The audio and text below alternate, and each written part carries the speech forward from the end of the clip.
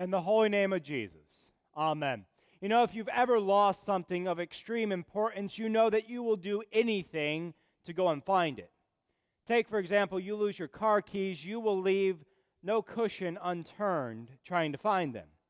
Especially if you're in my house and a toddler's run away with them, you will have to go find them. You might even be looking under the couch to find your car keys. Especially if those car keys belong to one of these newer, more modernized, computerized cars in which the keys themselves are almost as expensive as the car. Then you also have your wedding ring. Guys, you lose that and you know you're going to have to find it before your wife finds out, or you better find a good replacement. And ladies, there's grandma's wedding ring, which you know was grandma's mother's wedding ring. And if you lose that, you will do anything to find it or take out a second mortgage to find a replacement. There's also our cell phones for our youth, maybe even us adults, our smartphones. You misplace your smartphone for more than 20 minutes and you're going to start having a heart attack trying to find it.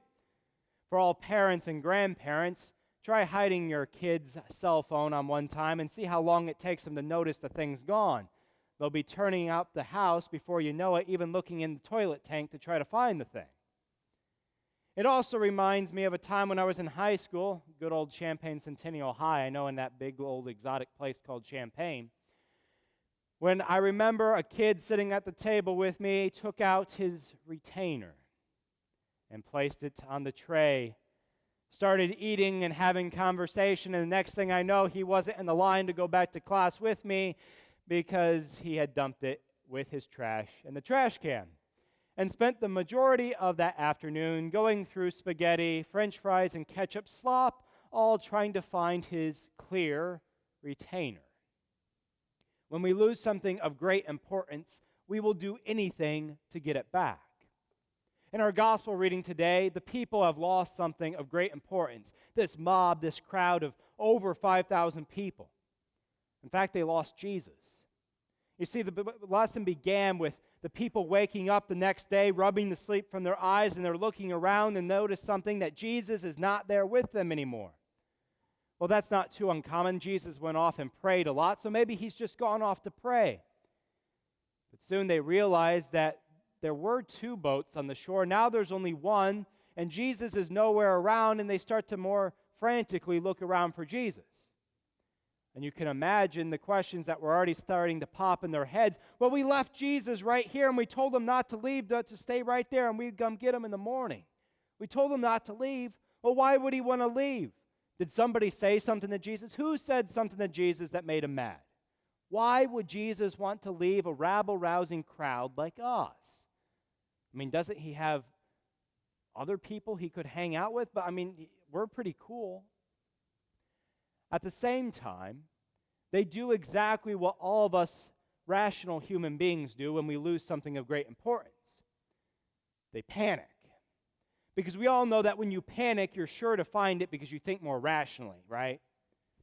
These people panic and they jump in their boats and they go off to find Jesus, not knowing exactly where he is. They decide they're going to go to Capernaum. That's a pretty good guess. That's where Jesus kind of had headquartered his ministry. But they go off without even knowing where Jesus is. They're going to find Jesus no matter what it takes. And they're not above sending out a bolo to local law enforcement trying to find him and track him down. So I can only imagine what the first Jesus seekers, we might call them, think when they see Jesus for the first time. They finally catch up to him, maybe a little out of breath, running up to Jesus. They say, "Oh, Jesus, thanks be to God, we actually found you. Okay, I know that you left. You might be angry at us, but come on back to the other side of the sea. We got some people that are going to need some things. Come on back. We need you to do that 5 loaves of bread and 2 fish thing again. And by the way, last time it was kind of bland, so can we add dessert? Maybe a few scones. I know my sister likes cake. Can we do that as well?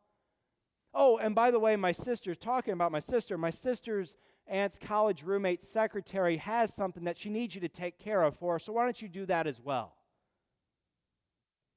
All of a sudden, maybe without realizing it, the people are going to get Jesus because they need something. They didn't really care if Jesus was the Son of God, did they? It could have been Peter, James, or John for all they cared. They didn't really care about Jesus, the Son of God, who takes away the sins of the world. They wanted Jesus, the Blue Bunny delivery truck guy, the guy who could bring bread. They wanted Jesus, the magician, the guy who could make dead girls walk again, as we heard with Jairus. They wanted Jesus who could do things and fix things for them. They wanted a second Moses, as we hear in our reading. Or at least they wanted who they thought Moses was. Moses, the guy who fed people and made people better and led people. That's who they wanted. But when I think we get down to it, we're kind of the same. I think when we get right down to it, we have the same idea where we kind of use God as a bail me out when I'm in trouble God. Not that it's wrong to pray or have a need from God, but I think sometimes it goes like this in our lives. We wake up one morning and we need something for God. Maybe it's a physical thing. Maybe it's a minor thing. Maybe we wake up and say, oh God, this paper cut hurts so bad. Would you just take that away? Or maybe it's major. Maybe it's, oh God, would you please take this cancer away because it's really killing me? Or maybe it's a spiritual need. Maybe we wake up one morning and say, God, I really need to feel you in my life. I just don't feel you anymore, which is kind of an interesting way to talk because the Scriptures never promise that we'll feel God, only that He will be with us. And yet we do count that way. And so as we're waiting for our prayer to be answered, we give God a good 5 seconds, right? 1, 2, 3, 4, 5. Oh, okay, well, the paper cut's still there. The cancer is still there. Okay, well, maybe my prayer took a little bit of time to get to God. We'll give Him 10 seconds. How about a minute? How about an hour? And maybe we think that God's not there. And at times, maybe we just think that we have up and lost Jesus, that we've misplaced Him, that He's not with us anymore because of something we've done or not done right. Well, what's wrong? Where did Jesus go? And when we catch up to Him, when we catch up to Jesus where He says He'll be where like 2 or 3 are gathered in His name, as He says in Matthew, where He says that He'll be in His word, which is preached to our ears, or in His very sacrament of body and blood given and shed for our forgiveness, when we catch up to Jesus where He said He will be, then we hear the words of our gospel reading today, where Jesus says, you seek me not because you saw a sign. That is, you don't seek me because you saw that I was the Son of God, but because you ate your bread and were filled. Those words kind of sting, because Jesus calls motive into question. Hey, are you looking for me because you want something or want something done for yourself, or that you have faith that in all things I am for you and not against you? That my will is actually best for your life, that I am your God and you are my people. But it's not the end of the reading, not by a long shot. Because caught in their misunderstanding of who Jesus was and what He has done, that is, caught in a little bit of idolatry, worshiping the things that Jesus gave rather than Jesus Himself, Jesus lets them in on the secret. Because it's not about the food, the 5 loaves and 2 fish. It's not about the blessings which He gave or the great feeling about being a Christian. That all boils down to our works and what we can do to get God to give us more, because that's what the people wanted. Instead, Jesus tells them that the real work of God isn't works at all.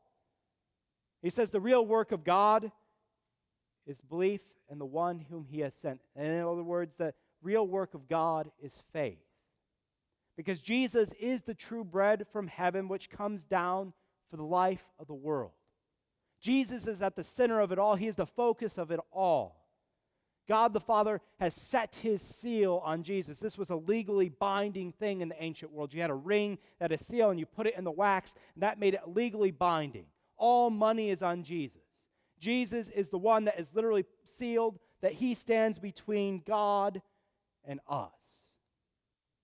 That's what it means. And Jesus is this very bread of life which comes down from heaven for you. Verse 33 says, the bread of God is He who comes down from heaven and gives life. And from my translation of the Greek, I'm going to keep the Greek word the same, but you'll all understand it. He gives life to the cosmos. The whole thing gets life through Jesus because He is the center of it all. Now that's bread that sustains. That's bread that feeds. That's bread that lasts. And it's something you can't misplace or somehow lose one day when you wake up. It's yours in baptism. It's yours in the gifts which He has given you. And if you ever doubt that, come where He told you to seek Him, where 2 or 3 or even more are gathered in His name, where His word is preached, where His sacraments are given. These are the places where Jesus has promised to be for you. Now, this will be a 2-part sermon because we're going to spend some time here in John chapter 6, and next week we're going to talk more about what this bread of life means. But until then, seek Him where He may be found, in faith. And so, what are we waiting for? Let's go to the bread of life in our sacrament. In Jesus' holy name, we rise.